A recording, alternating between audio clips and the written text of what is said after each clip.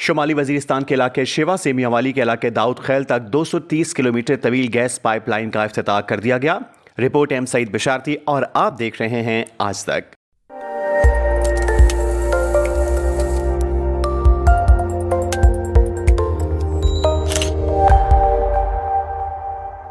ओसुई northern gas pipeline के MD Aamir Tufail ने दाऊद खैल में खिताब करते हुए कहा कि 230 किलोमीटर तवील गैस पाइपलाइन गुजारने के लिए कंपनी को बहुत से नुकसानात का सामना करना पड़ा।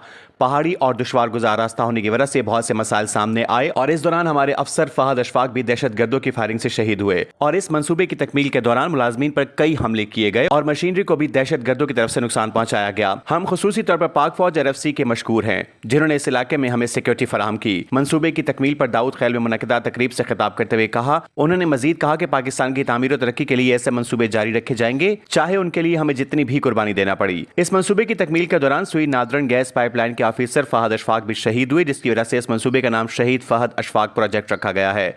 मजीद खबरों और न्यूज अपडेट्स के लिए देखते रहिए आज तक। आज तक न्यूज, खबर सच के साथ।